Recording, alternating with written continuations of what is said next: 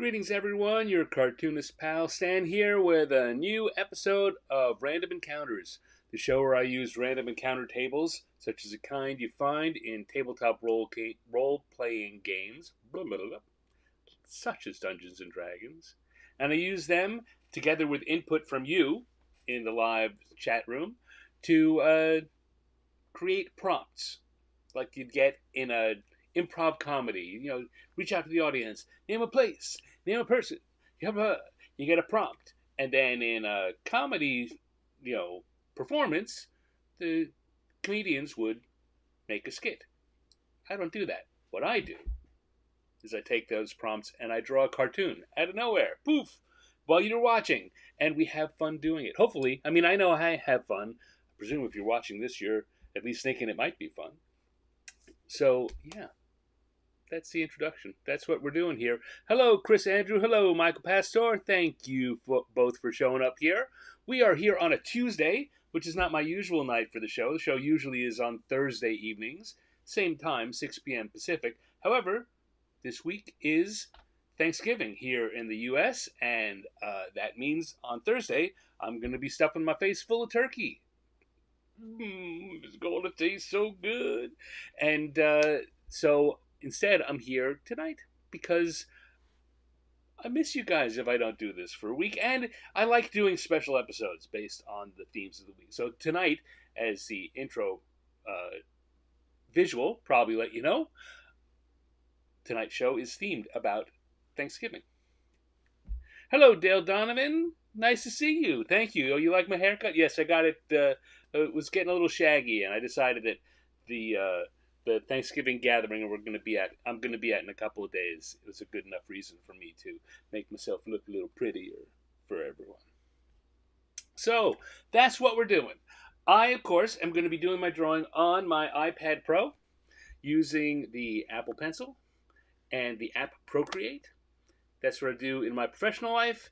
That's what I do here. It lets me stream the drawing straight up to the screen for you all.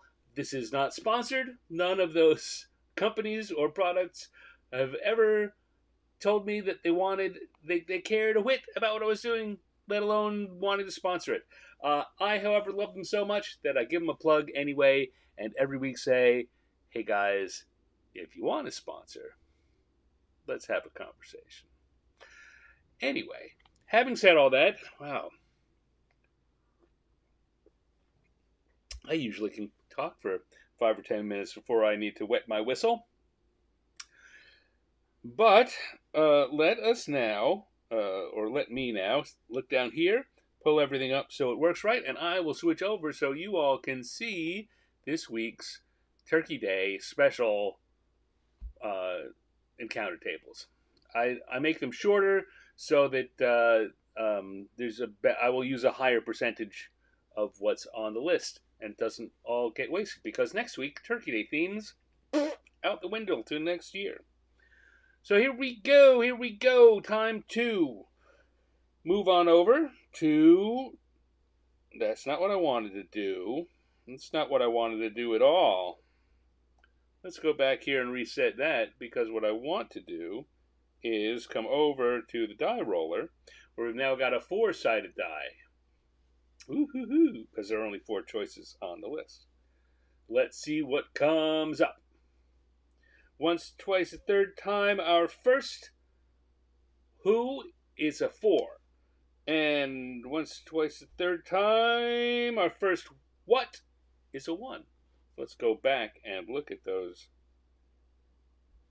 and see that a 4 is a beholder and a 1 is a table centerpiece. So we got a beholder table centerpiece is our first prompt for the drawings. So I'm on sketch, going to turn off the lists, and I'm going to make sure that I'm using the color that I want to use, and I'm using the brush that I want to use. I like to do my sketching in blue, and so that's what we're going to do. We've got a beholder table setting. All right, well, in order to have a table setting, the first thing we're going to need is a table.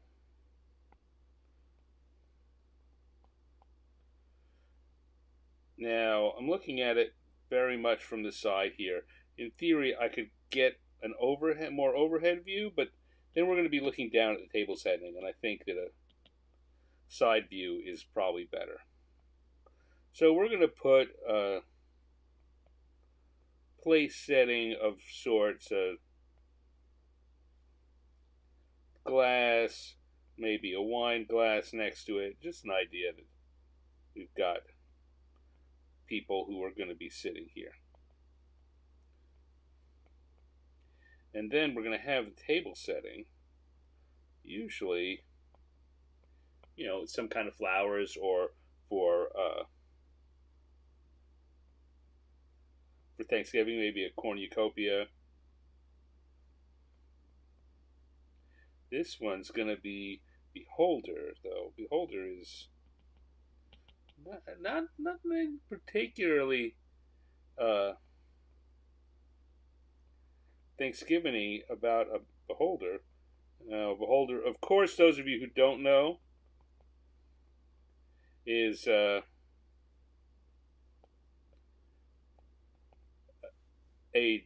big kind of floating eyeball with 10 eye stalks that come off it.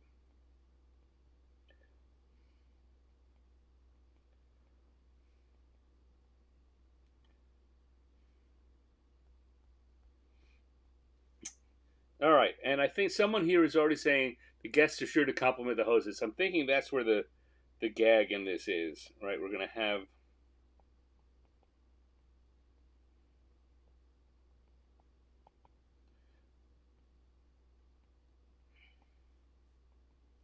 people standing there looking at it. Okay. There we go. I think that's about all we need to get started on this. So I'm going to come back and go to my lines layer. I already have a pretty good idea what's going to happen in this drawing. I'm going to drop so over here on the left, this thing that keeps popping up and down. This is what controls the brush size, and those lines on it are, I have 4 preset sizes of this size of brush I use most often. And I usually do my drawing, I don't know if you've ever paid attention to that before, but I'm usually drawing it there on the 3rd level, which gets me a line about that thick. But because I've got a lot going on in this one, I'm going to draw it with that one, which lowers the size of the brush. All right, so here we go. Start with a line you're confident in. I'm very confident in the top of that table. We need the table for sure.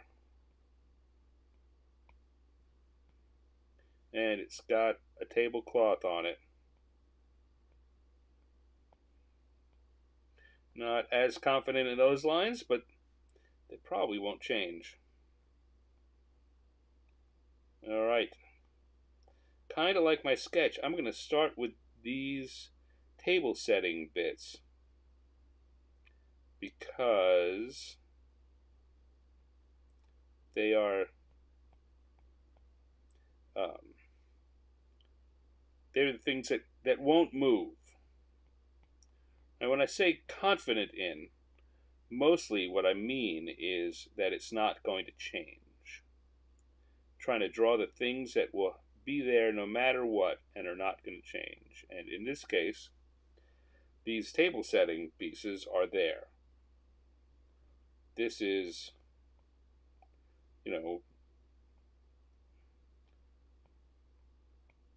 this is the table. You can't have a table setting or centerpiece without a table. So there. Now I know what I'm drawing around for sure. Feeling pretty confident about this. Eye. Central eye. Now what I'm not sure, I've got outlines of this, but I'm not sure whether I want to treat this like it's a real creature beholder or something that's made out of paper mache. Maybe it actually is like a stuffed beholder. They killed it and put it on the table.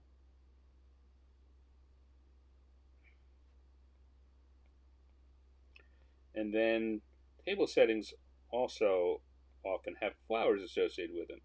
Flowers and fruit is what I'm going to put here. So we'll have an apple off to the side. This is all part of our table setting. Something to make the beholder look festive.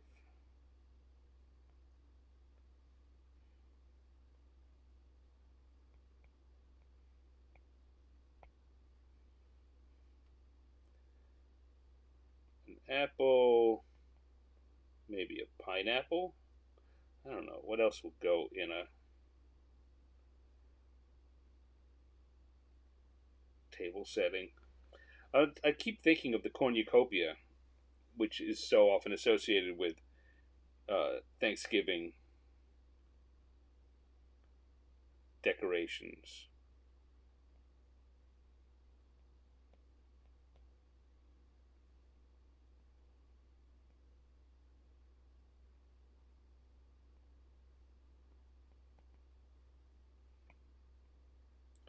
There we go.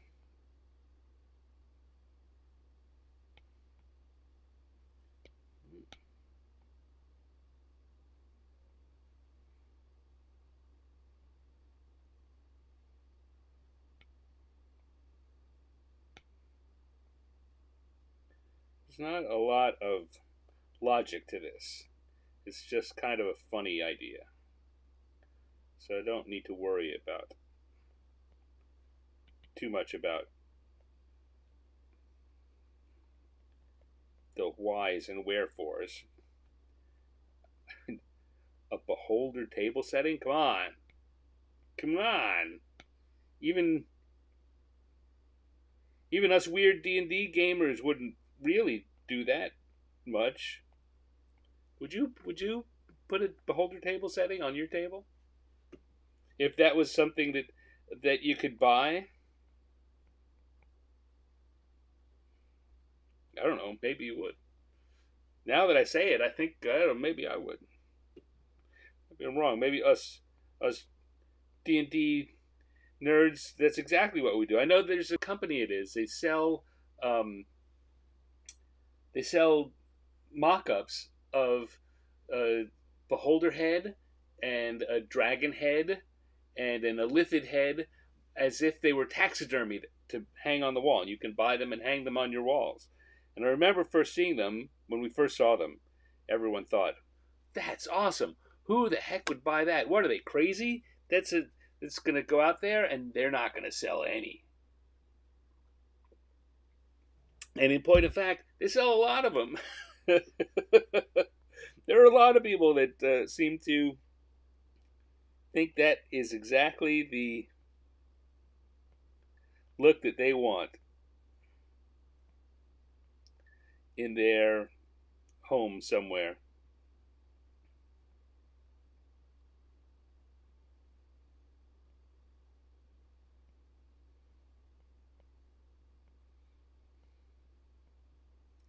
I think those things look awesome, and there's no way I would put one on my wall. Let's see. There's her face.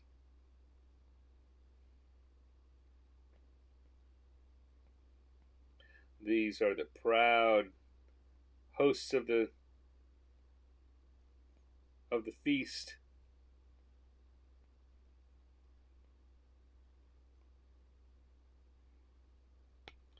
And now I've got her. There we go.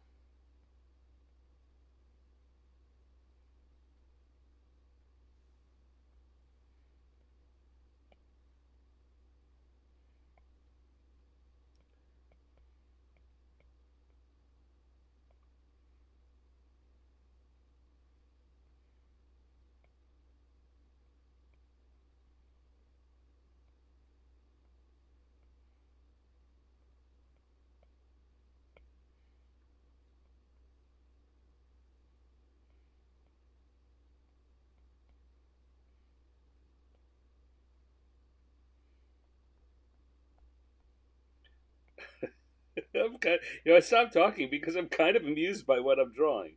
That's a good sign to me. I always think it's a good sign when I'm amused by it.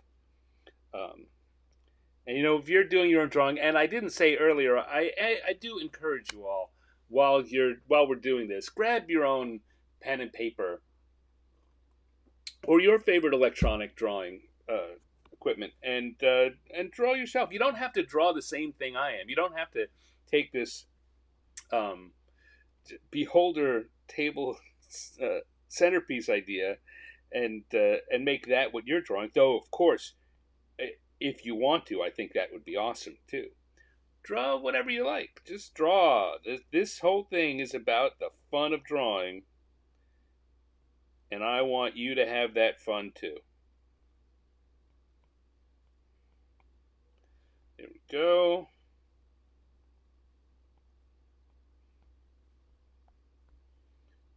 And over here, we've got a guest who isn't quite sure what to make of this.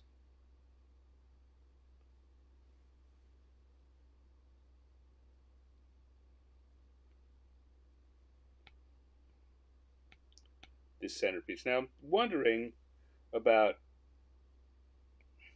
what I'm thinking about is what I'm going to say for a caption on this. All these could be thought balloons of the So see, you guys are thinking about that already. So I'm going to come back and look at it before I put anything down here because I'm just starting to think. At first, I thought I might have the guest saying something like, "That's some table spread or centerpiece," and then I was thinking I might have. Right now, the female elf here has her mouth open. So she seems to be the one that's saying something. I can modify that because the other thing that just struck me is uh, having having one of them say, "Yo, we we celebrating the bounty of the hunt," or something like we do, and we killed it ourselves. Find some way to bring that in there as an idea. Suppose again, if I was gonna do this for real, I might, and I'm gonna erase this in a second, but I might take time to put another character here in the foreground, maybe not that big, but maybe a halfling or a gnome standing looking at it from here while this guy's looking at it from there. But at this point, we're deep enough in that I think that'll do it. I don't want to go and put the whole thing together again.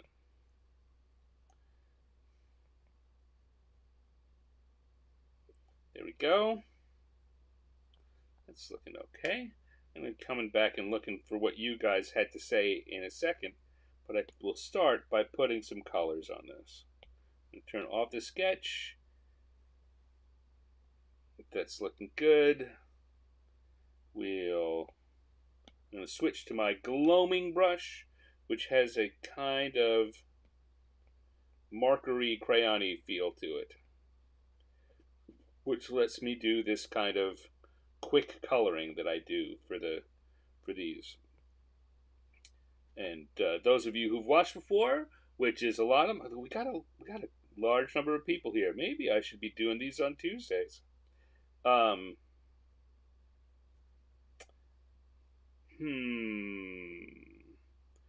I do this coloring, and I'm just looking at, and I think I want to give her bare arms.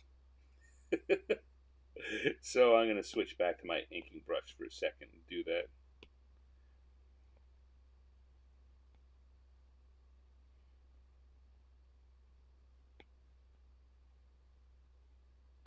Whoops, I was putting that on the wrong layer.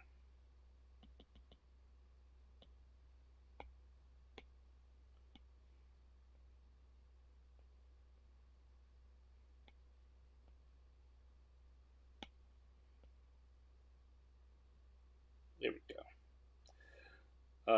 Come back to the coloring layer. Remembering what layer you're working on is a big part of drawing digitally and being successful drawing digitally. When you get it wrong, suddenly you destroy things you don't want to destroy, you draw over them, you can't erase things, and anyone who's watched this show for a while has seen me do all of those things. Everyone makes those mistakes. Anyway, now I've forgotten what I was saying.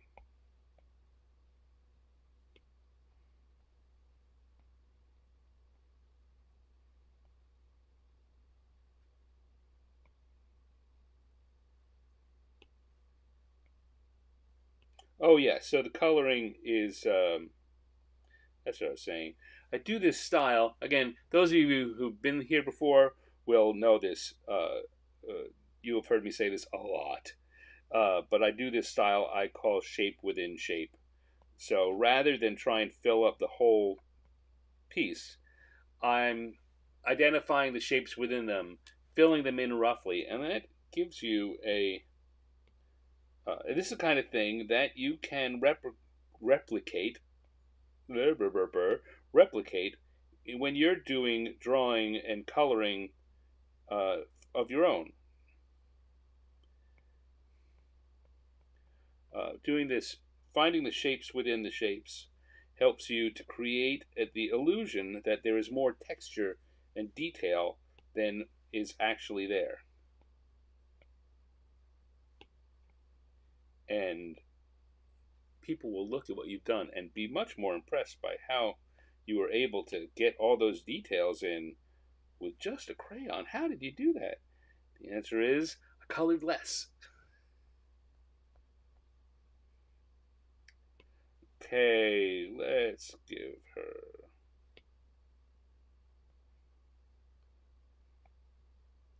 Now you notice, maybe you're about to notice or say something, that I'm staying away. This is a drawing about the beholder, and I'm drawing the characters. And that's because I'm still trying to, in my mind, decide whether I want how detailed I want the coloring, like how real I want that to look. And I'm more and more thinking the answer is pretty real.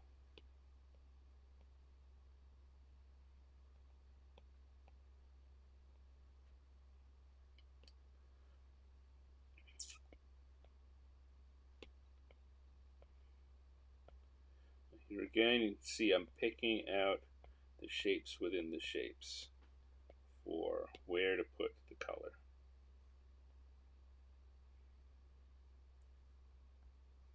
This is looking like a festive little gathering. I wouldn't mind going there. Alright, I am going to use a purple. Most often for beholders, I'm using a greenish color. This is more the color I'm often using for undead and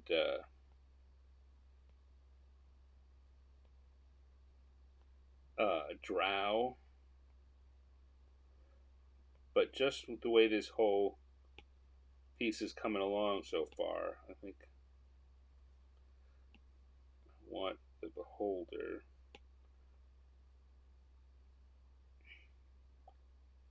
to be this color.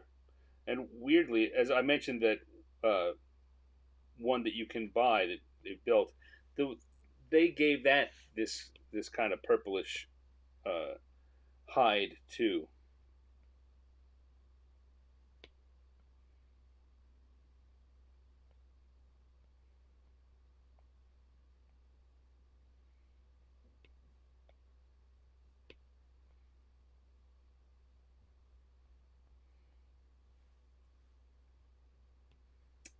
And now we got to get some of the colors on the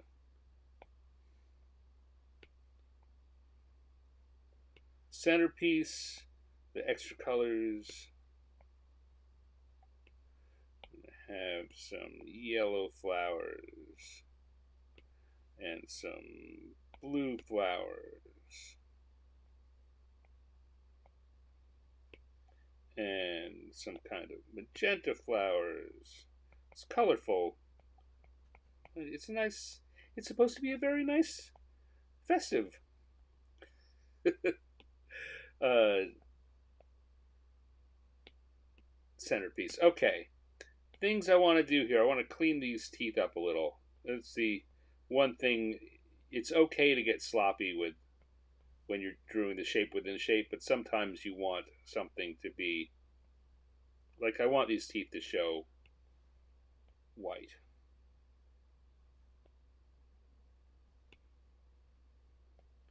Again, so I can actually put a little yellow on them and make them seem dingy. All right, I said before, I'm also going to put some highlights on the glassware. Look, I mean, there's the kind of thing that a quick little line can do, right? When I come back here and take these out, those just look very flat, right? They're just little squares and arc shapes. But when I just by putting on a couple of highlight lines, look how they kind of pop out and feel a little more uh, three-dimensional. Let's see. Here, there's that. Come back with that same goldish color for there. And now the tablecloth itself. I don't know. White is often a good. So let's say it's white, but I want to use a different. So um, I say this a lot too. When you're doing things that are white, when you have them in your picture, you can just by giving different highlights to them make them seem like completely different colors. You know, there are a lot of off-white colors. So I use that white, that blue highlight on the glasses.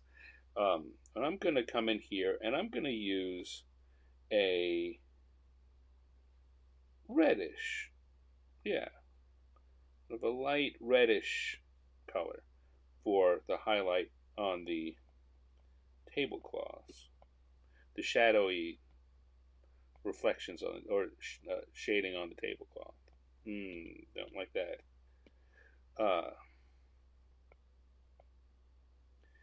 And I think you'll see that it makes it feel like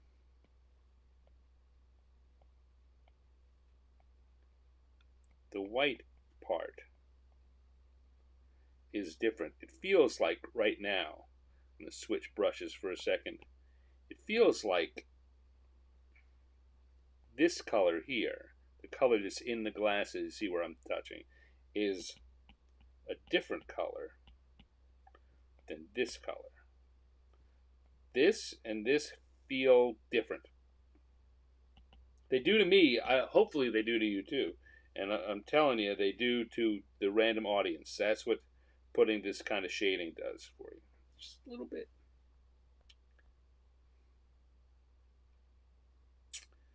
All right, so I'm gonna look now at what you guys have said here in the chat, because we're chatty day today. I love it. Table setting is ugly.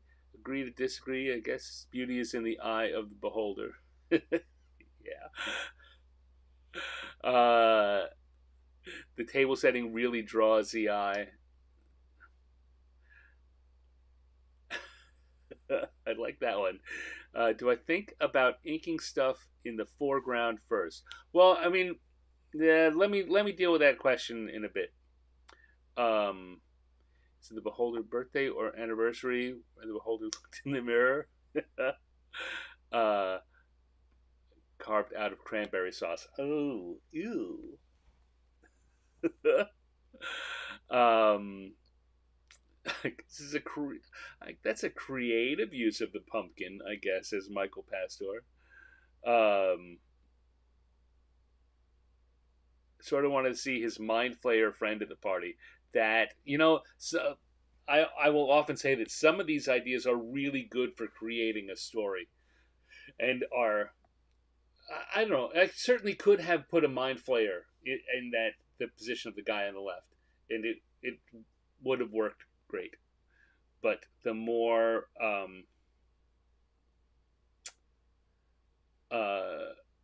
the the more you try and cram a message into it, the more story you want into it, the more it requires people to know more, the harder it is for the simple joke to sell. Red or white wine with a beholder. All right. What was the?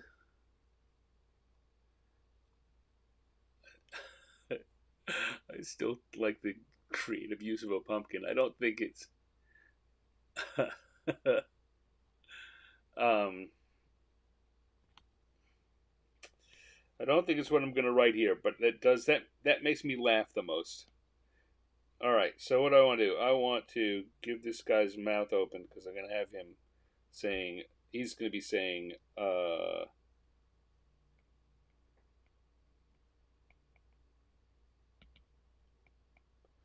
nice.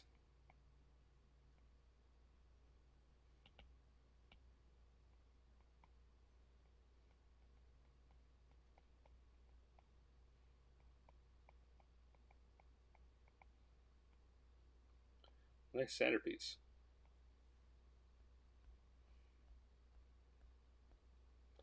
Now I'm wondering whether I want to, if I can make that beauty is in the eye of the beholder thing land.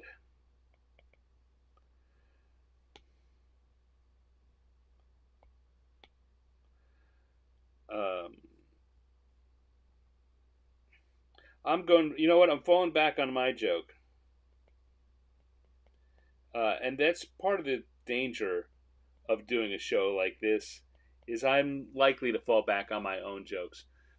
Despite the fact that I really like a bunch of those, uh, we killed it ourselves.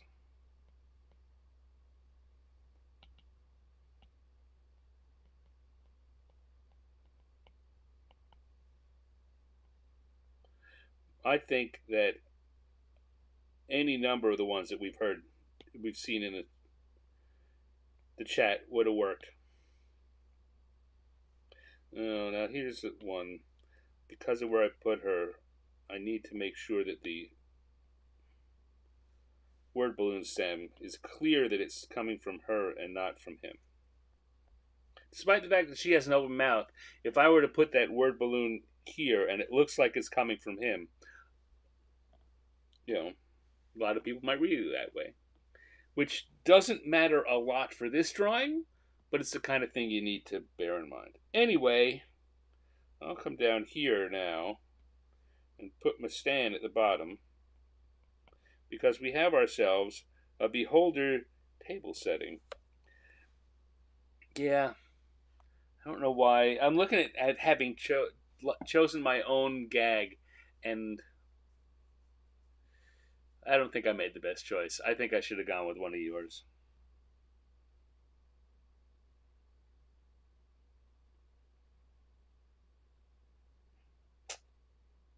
Oh well, I'm not going to worry about it. We got lots to draw tonight, and you can take pride in that you have made me feel like my own choice is suboptimal. So there we go. We got a beholder as the centerpiece. Let's see. No way would a celebration beholder as a beast would be anywhere but in the Underdark. Yeah. What do we got going on? We got a lot of people showing up. Patrick is here, and I saw Dave Lemon is here, and Juki Holic is here. Thank you all for showing up. I appreciate seeing you. I hope that you're having a good time and that you're going to have a good Thanksgiving.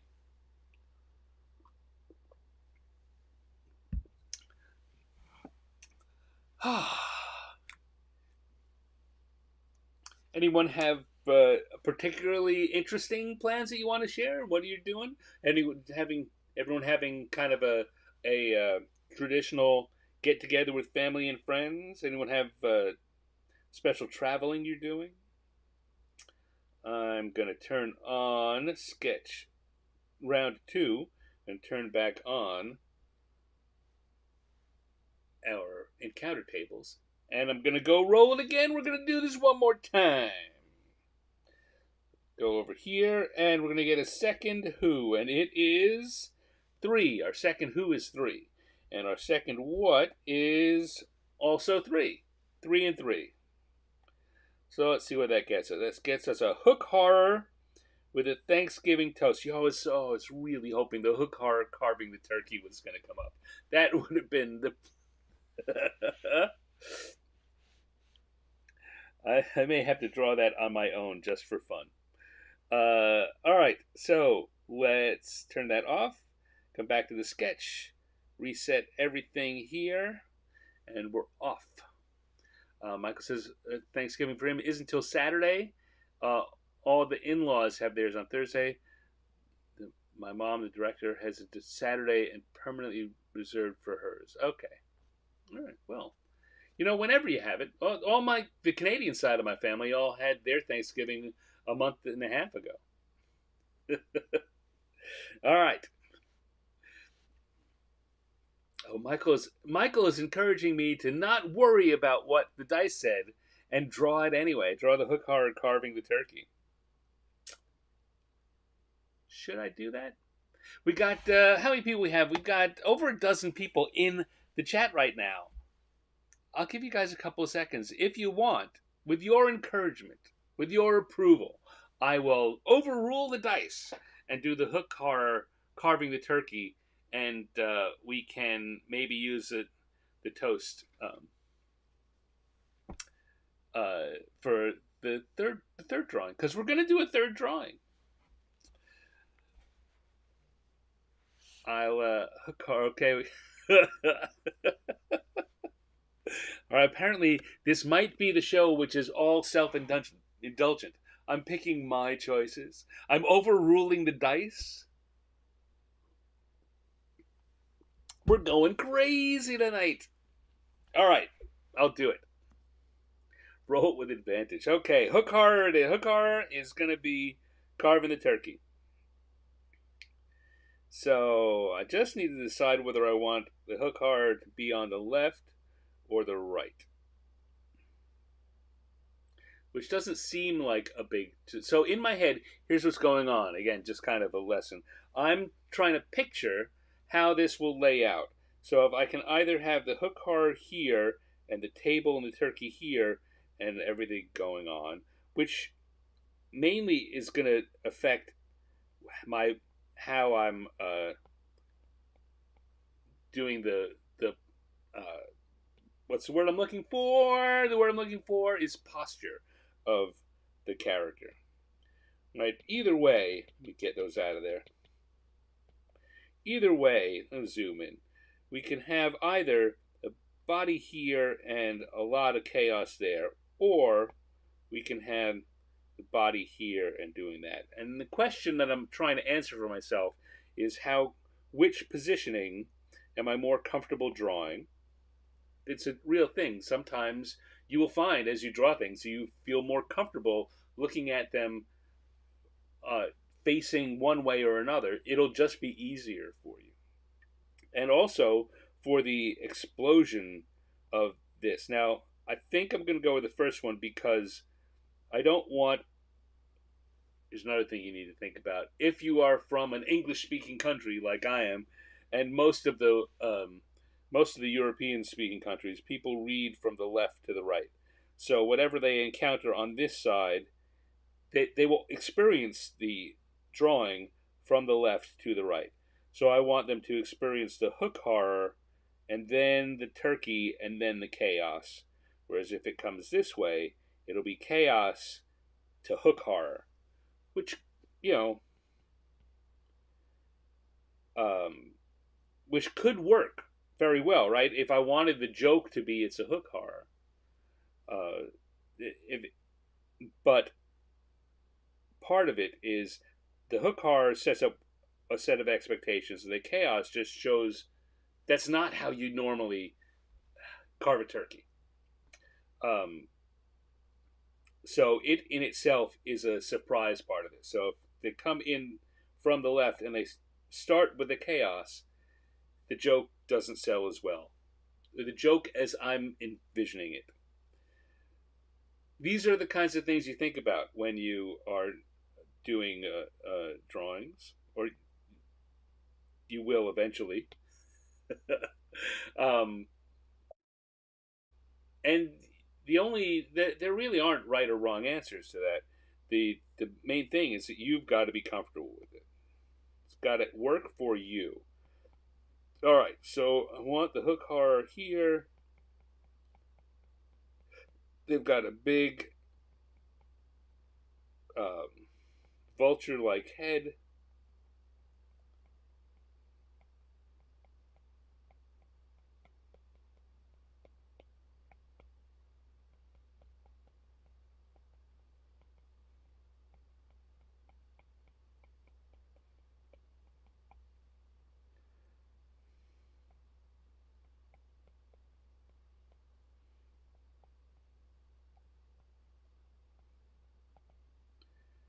All right, I'm already seeing something I want to change, so I'm going to clear this layer. I think I want to again include the table, and so the hook horror is going to be at the head of the table.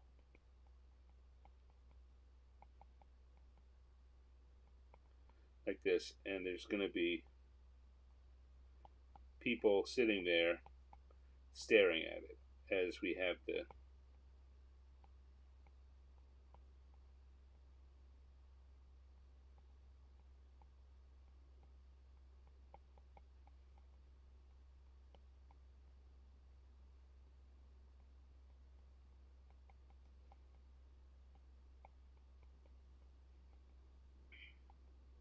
because I have a gag that I want to tell with this.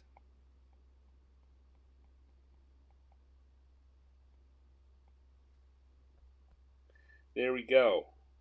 Loose as that is, that's all the sketching I need.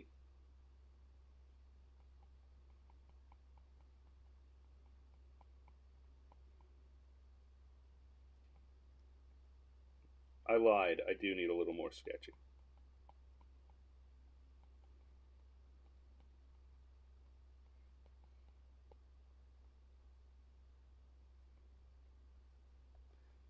All right, that's it. We're going to go from there. Now, I always say start with something you're confident in. With something this loose, there's not a lot I'm super confident in. Oh, you'll see I moved the brush size back up because there's less detail in this than there was in the last one, and I want it that way. I'm choosing for there to be less detail. So I want the lines to be stronger.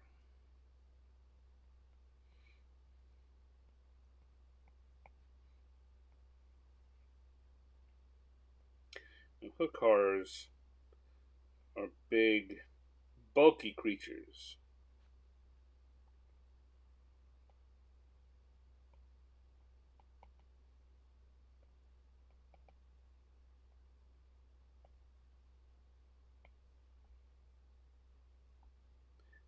Go. We're going to have the table come out like this again.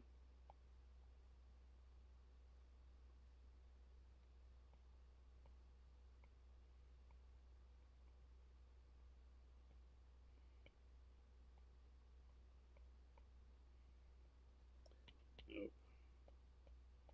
I put that big wiggly line because I wanted to show shading in the background, but I realized that with these lines quite so strong, that's going to draw too much attention to itself.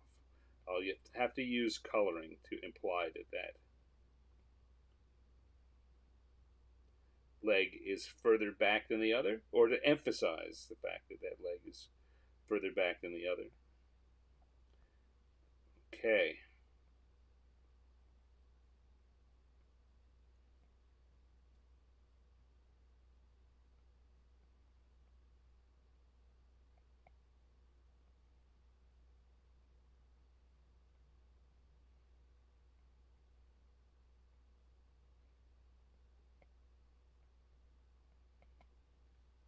Looking at the hook horror. Now I need to put a couple of action lines on this to show that these hooks are in motion.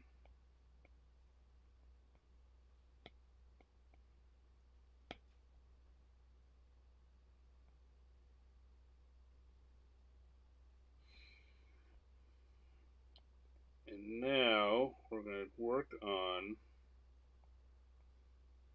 drawing a turkey. It's just getting shredded.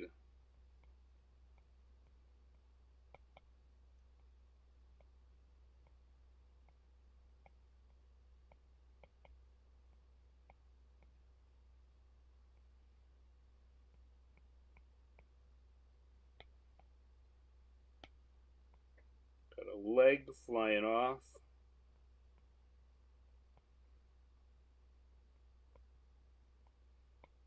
Lots of little pieces flying off. Another leg flying off the other way. Make it smaller because it really is flying out there.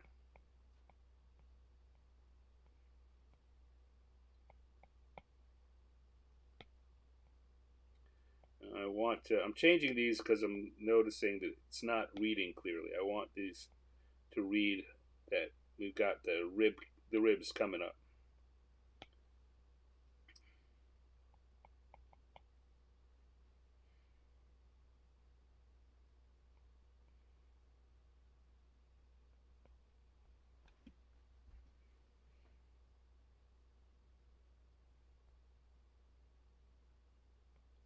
And now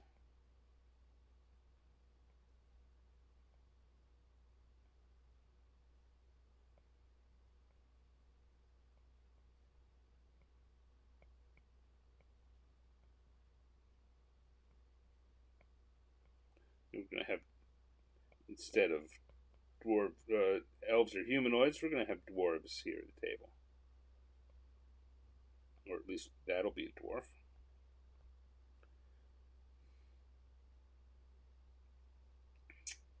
Maybe a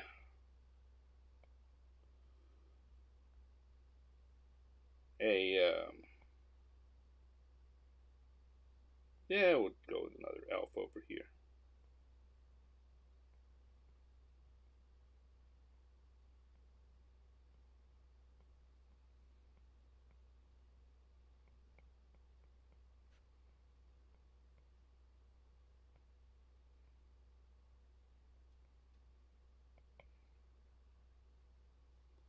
I think the dwarf is looking at the hook horror, and I want the dwarf to be looking at the turkey.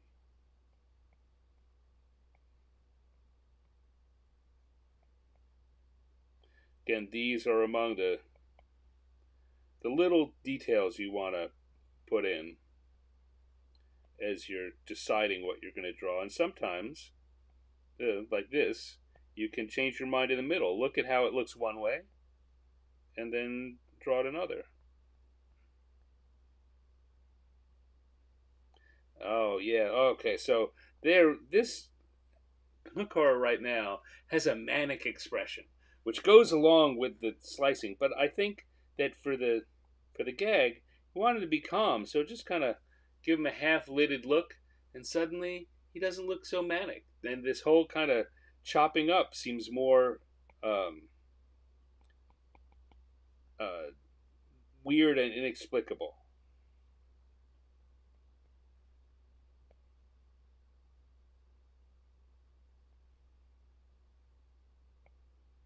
All right, so I'm going to go to the colors now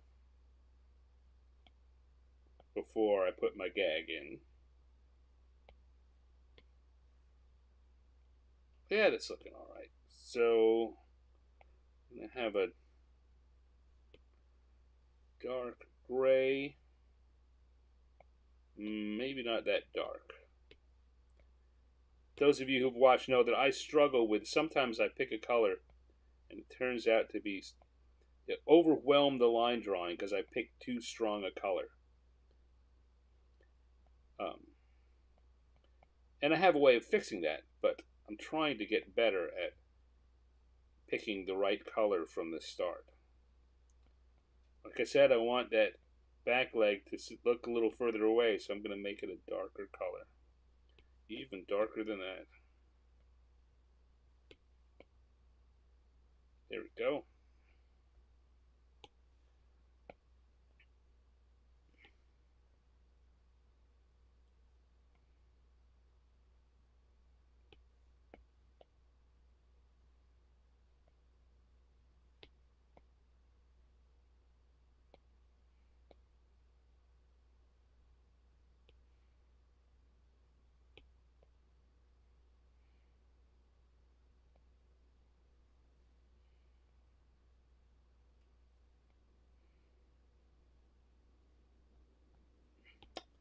And we're going to need a light tan color for the turkey.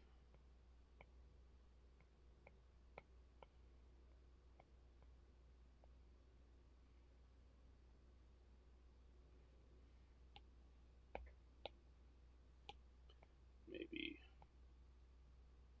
red. Now, can you see me picking out the shapes for the, like, the dwarf's beard? Got shapes like that. I'm choosing, however, to make, because he's not so important, I'm choosing fewer shapes. So say the shapes are giving attention and detail to something. If I don't want it to have a lot of detail, I want it to have fewer shapes.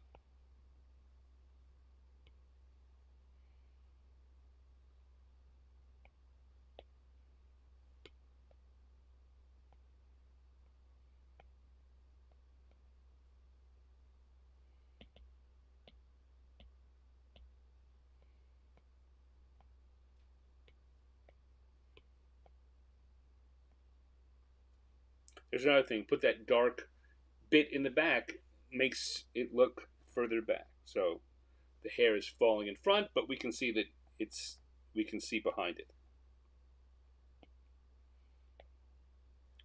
I probably could have said that better.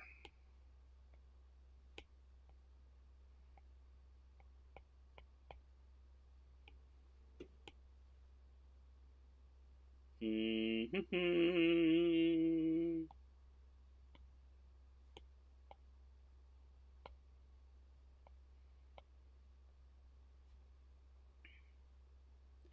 we go. And what am I going to do here? I think I'm going to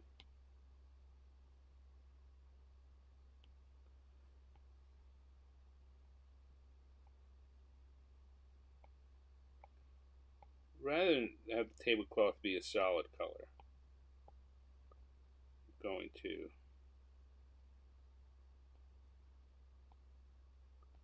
have it be just kind of a checkered green. The main thing I want to do is make it seem like a tablecloth. All right, that's looking okay. Now, unlike the last one, I think we could use a little shading because there's less detail. I often talk about this too. Do quick shading. Just find the underside and the edges of the things that you're drawing. And put just a little dab of a darker color there. If you start to draw more seriously, you will learn that there are some rules to how you should do your shading because of the way light really works in the real world.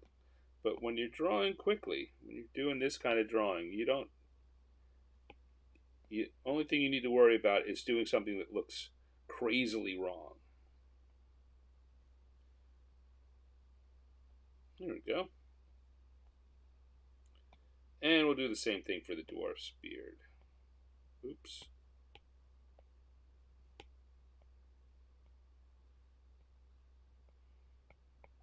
Just a little bit to help feel a little more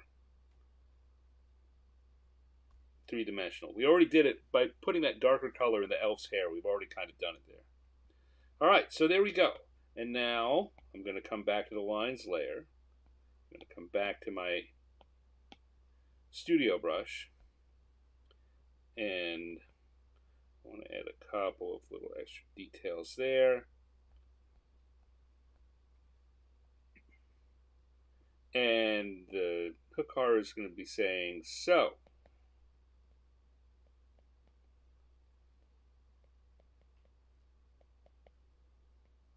who wants dark meat?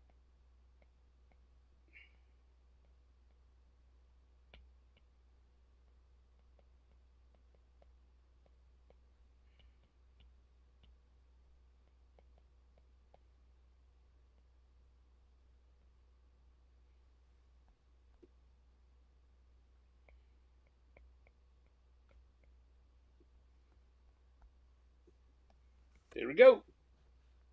Hook car, carving up a turkey. So the car does not skip gym day. No, no. You know, well, you got your hooks. You better work out. You better be good at using them. Let's see what folks have been saying here in the chat. Well, I've had my head drawn down. Down at drawing. Blah. Um,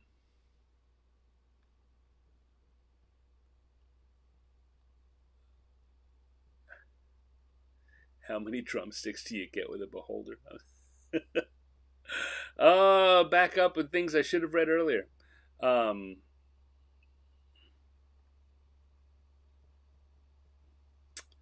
let's see. Everyone was good on the hook horror, so I'm glad I made that decision. Maybe hook horrors read inside to outside. Maybe. He washed those things first, right? Yeah.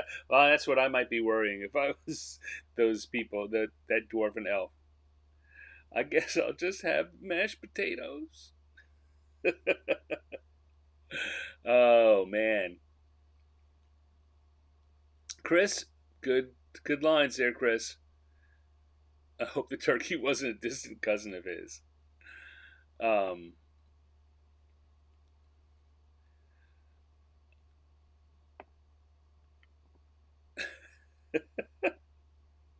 all right, well there we go. That's two drawings down. We got a hook horror carving up a turkey. We had the the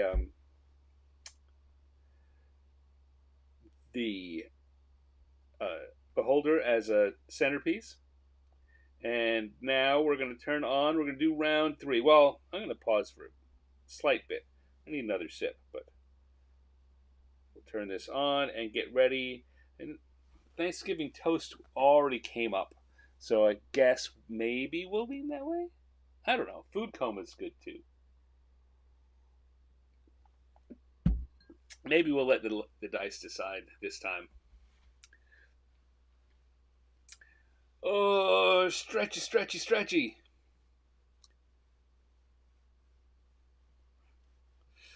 I've got friends visiting from out of town. I guess my plans for Thanksgiving.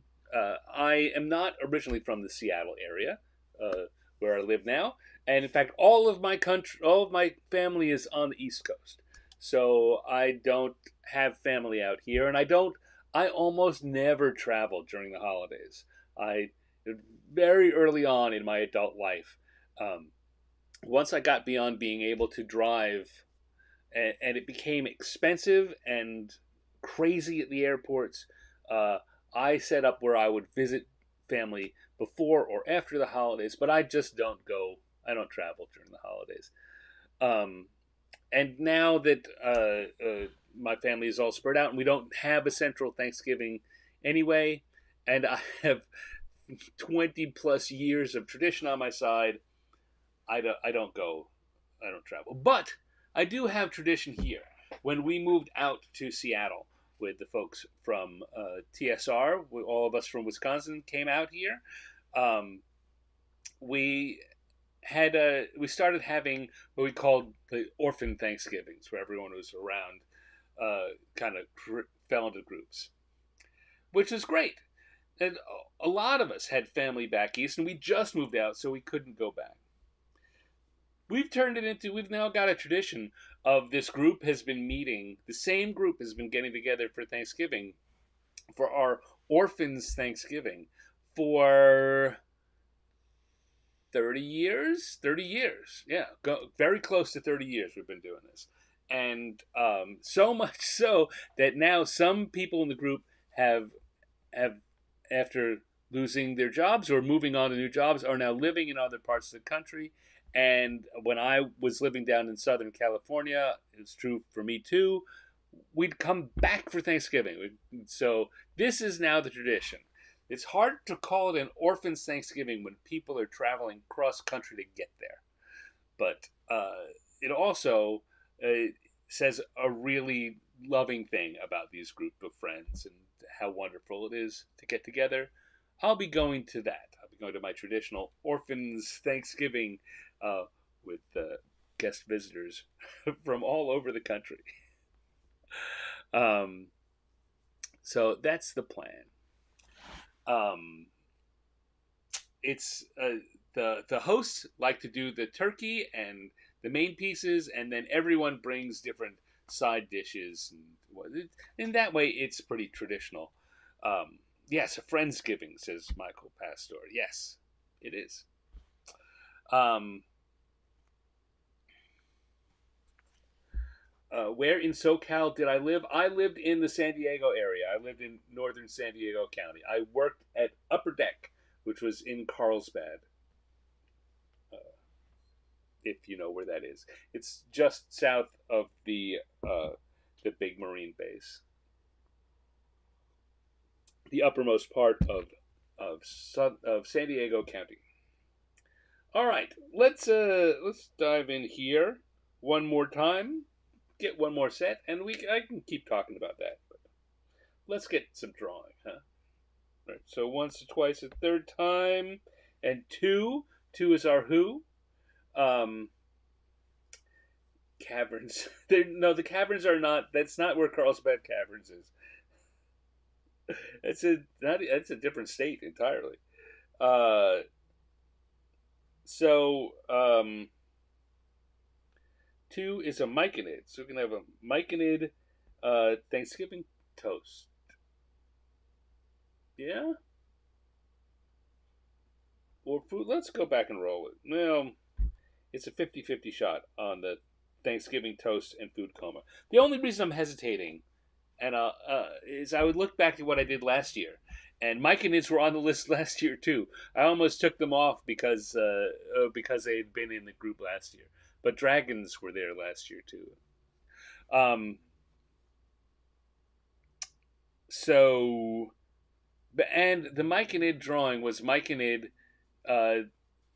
being thankful. And I have a drawing that I did of the Mike and Ids around the table. You know what? Here, let me take myself off. Put just me for a second, and I will show you because I can. I'll come back here, and I'll open it up to last year's Thanksgiving, and this is what the dice gave us last year as one of our. It was Mike and Id's being thankful. So there they are. So I'm a little now. I'm kind of wishing I had taken them off because I don't know. I don't want to draw the same thing at all. And mm, mm, mm. What to do? What to do? Choices, choices, choices. So I don't know. Maybe it's not on here, but I didn't put the Plymouth uh, um, pilgrim style outfit as a choice for a what. Well, we just draw Myconids dressed up as pilgrims. That's what I'm gonna do. We're gonna go for Myconid Plymouth pilgrims.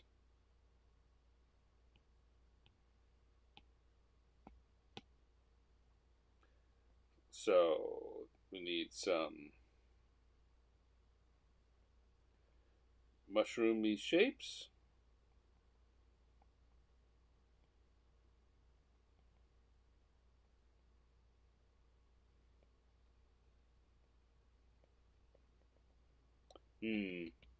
Gotta remember that whatever kind of mushroom I have is gonna need a hat.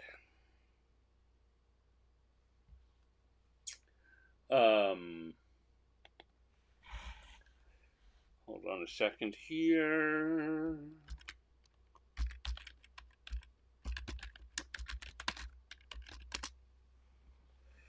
That's what I wanted to do. Okay.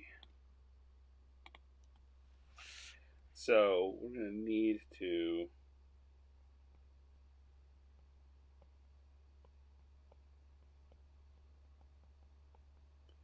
draw a few different mushrooms. Grab those and make them bigger up there. These are going to be our grown-up mushrooms. We can have a little baby mushroom.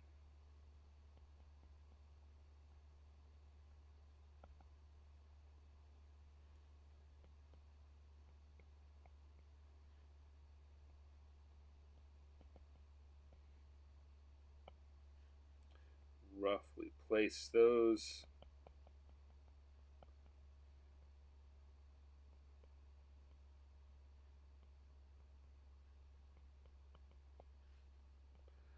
Sketching and thinking and thinking and sketching.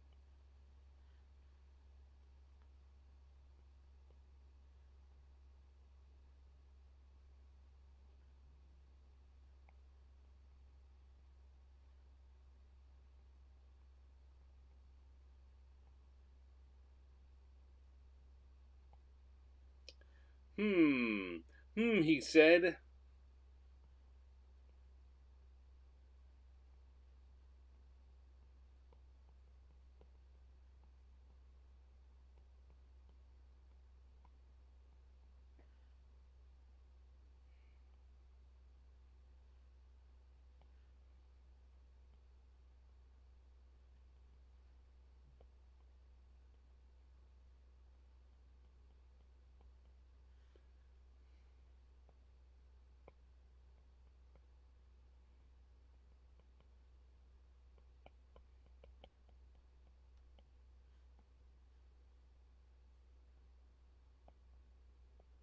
I don't know how this is looking to you. It's looking very confusing to me, but I get it. I see what I need to see in there. All right, here we go. All will be revealed. We'll start with the little guy up front.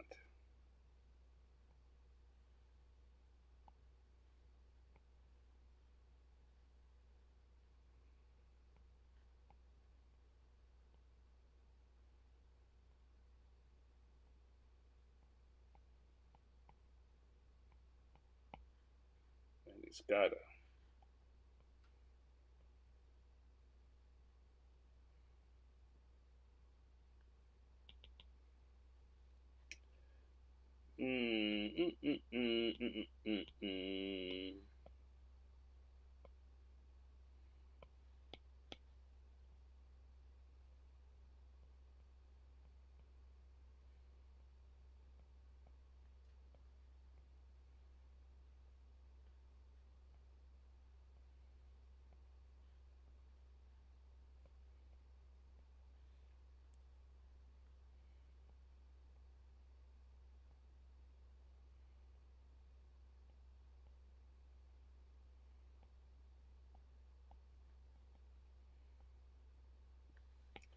I haven't figured out is his arms, but that's okay. There we go.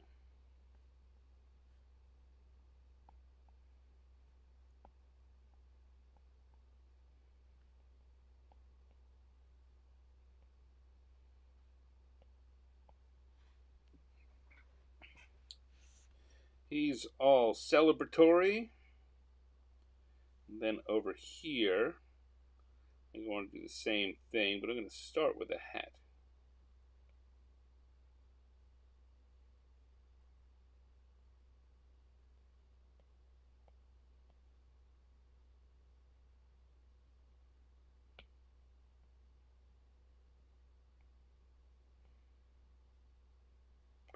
And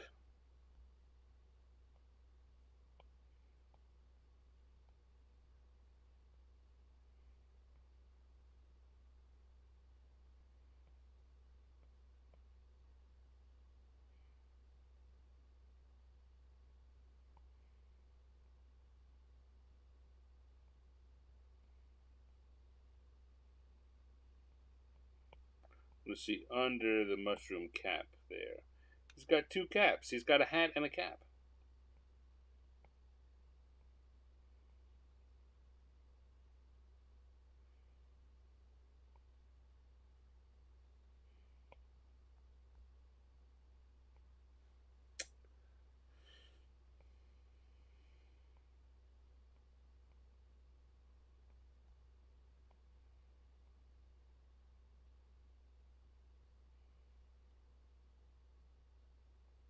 I thought about, and here's, I don't know, I thought about doing something with a first Thanksgiving theme, but I thought, wow, that really opens up just a um,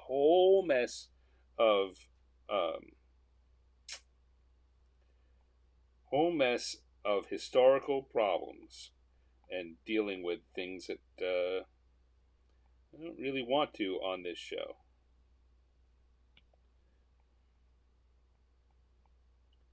I didn't want to draw uh,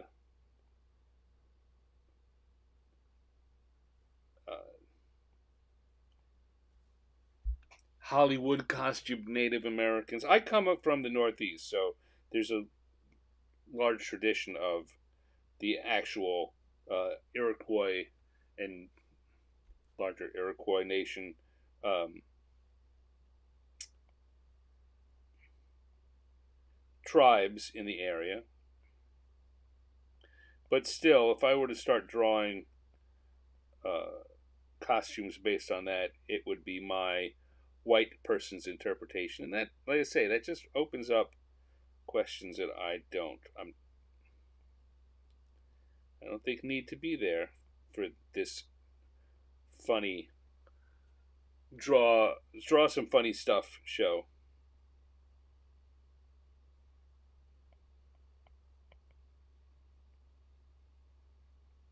We have a complicated history, but it's our history. I don't want to um, I don't want to whitewash it. I don't want to run away from it, but I also just don't want to focus on it for a comedy show.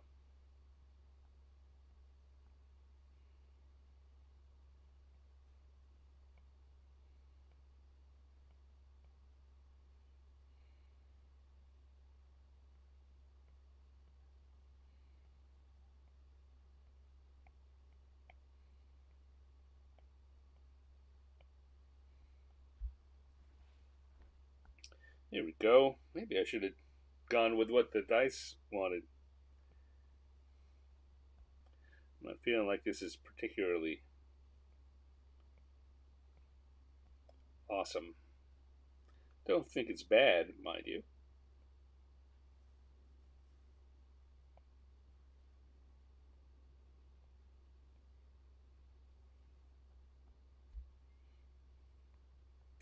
Here we go. Looking good. Well, looking all right. Let's turn off the sketch layer and see what we've got. Ooh.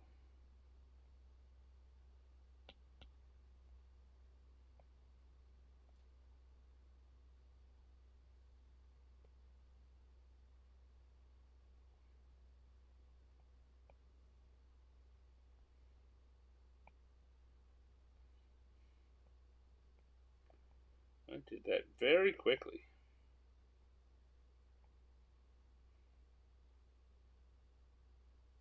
Okay. I can live with that though.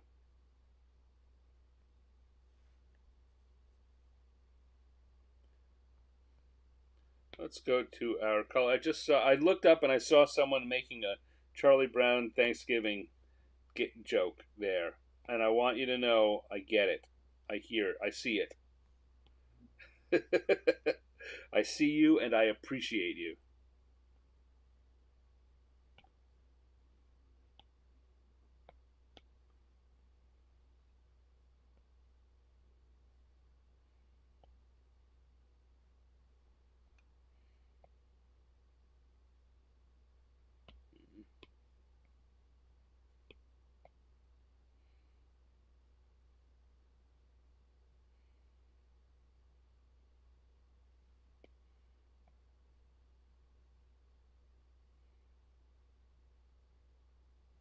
I'm doing this, talking about my shape within a shape.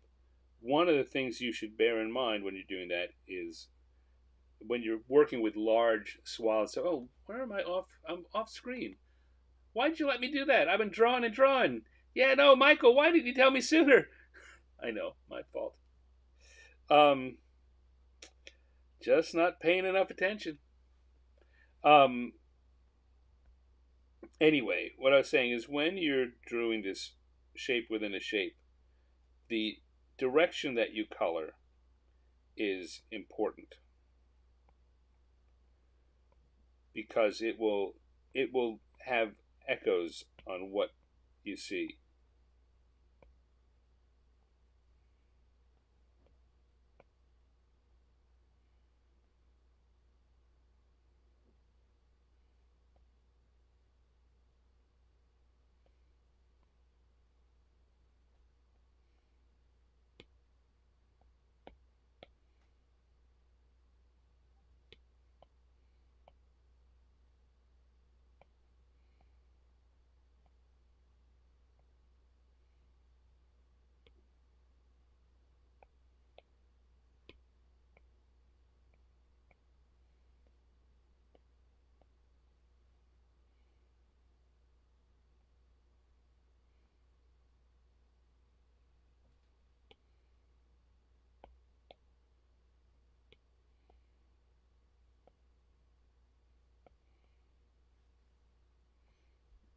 Okay, I think I'm already seeing I'm going to want to tone down the color on this when I'm done. Yep, that in particular, that's way too dark.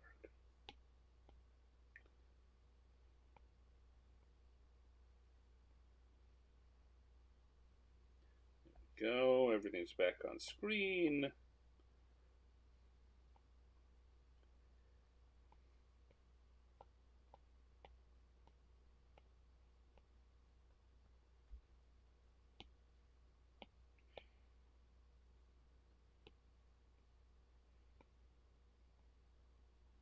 Nope, that's not a color I want.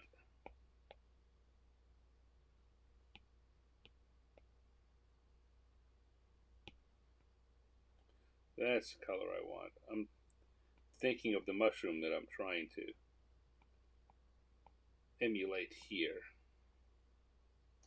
Kind of a dark shiitake brown.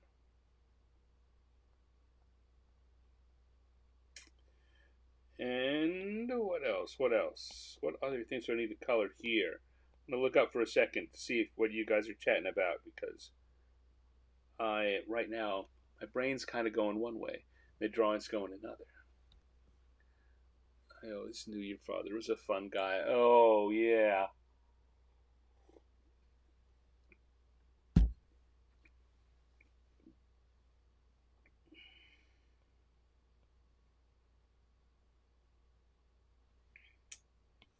All right.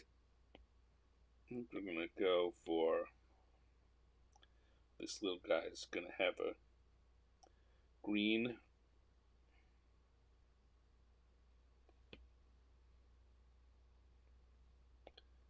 with brown.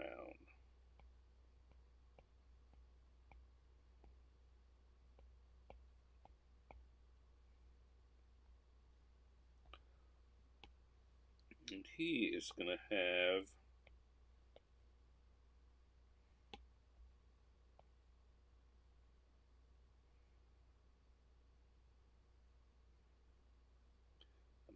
again magenta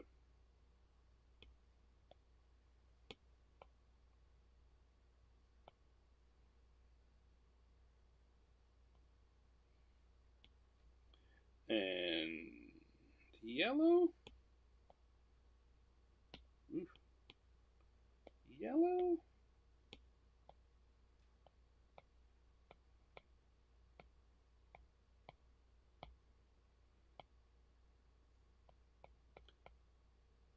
Yeah, that's good. But his eyebrows are brown. She is going to get some of that dark brown. She's going to put some spots on.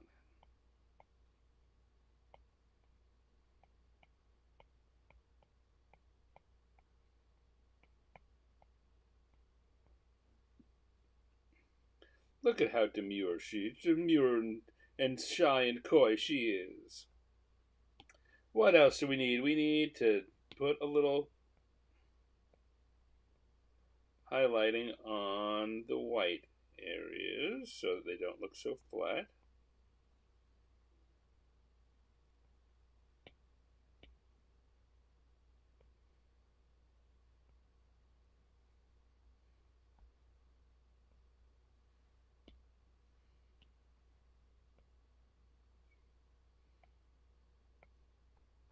There we go. And we need to highlight some shading on the larger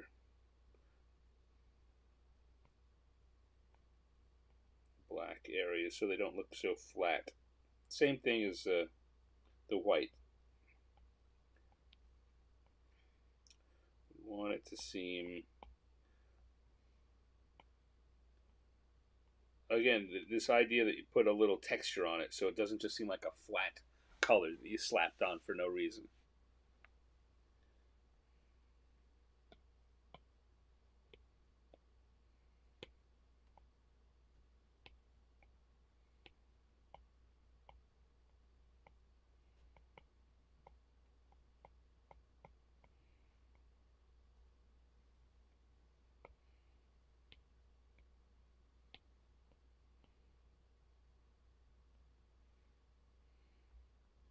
There we go. I think we have ourselves. Well, so now I'm going to grab the whole color thing, and I'm going to, again, I'm looking at this, and the colors are fine, but I think they're kind of grabbing the spotlight a little too much. So I'm going to drop the opacity a little, 10%, 15%. I think 10% is more like it. But there we have it. We've got some Myconid pilgrims getting ready for their Thanksgiving holiday.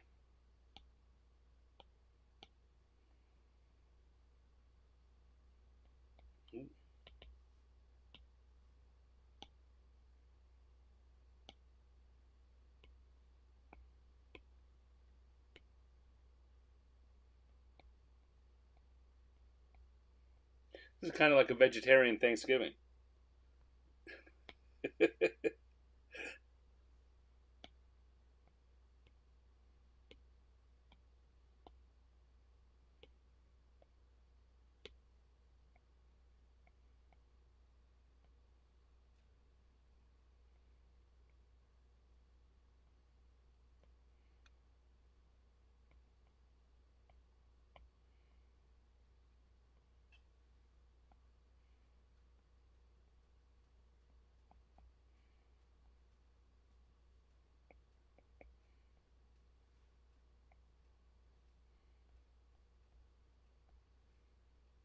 There we go. I'm going to call that one done too. Myconids in colonial New England. Do fungi digest animal remains or just plants? I don't know. I believe that fungi can grow on animal remains too, but I'm not sure about that. Someone look that up. We've got a helpful crew like to do that kind of thing. If someone looks that up in the next couple of minutes, post it in there so we all can learn. Otherwise, why am I saying that? I'll just come over here. I'll turn on my over to the interwebs and say, can fungi grow on animals? And I think the answer surely is yes. Well, let's see. It says fungi can't, because I know that, I mean, certainly there are fungi that grow on our bodies. Anyone who's ever had athlete's foot knows. So that has to tell me the answer is certainly yes. Um, so, yes. Will they ever grow mushrooms? Let's change the question. 10 mushrooms grow on animals. And the short answer is yes, mushrooms can grow on animals, though it's not common. So there you go. That's the answer to your question, Michael. Sorry, glad I could help. Dave, who I know is a lot more knowledgeable of the natural world than I am. Yeah, there we go. We had ourselves some Myconids as pilgrim Plymouth Pilgrims. We had Hook Horror carving up a turkey. And we started off with a beholder as the table centerpiece. And that, my friends, is how we celebrated Thanksgiving here on Random Encounters. I want to thank everyone for joining me here on a Tuesday.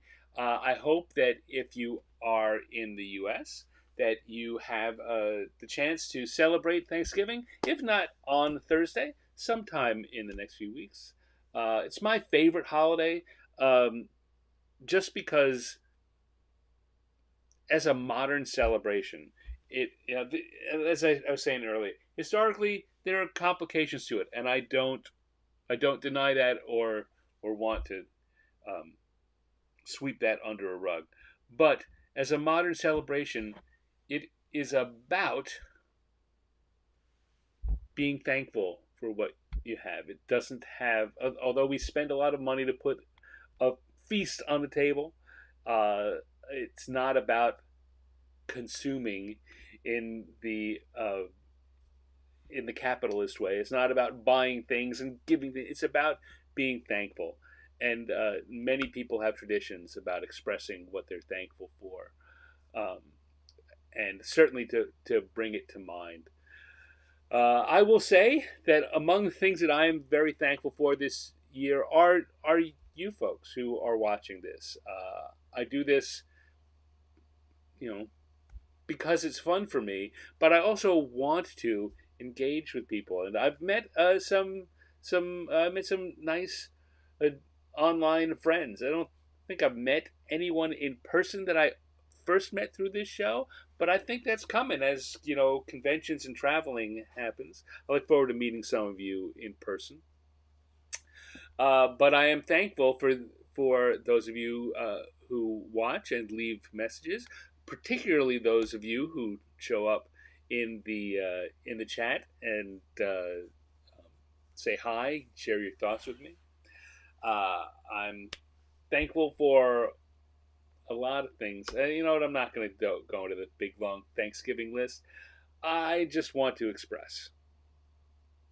I hope that you're doing well. I hope that you have many things to be thankful for, and that in the year ahead, we all are doing a little better than we are right now.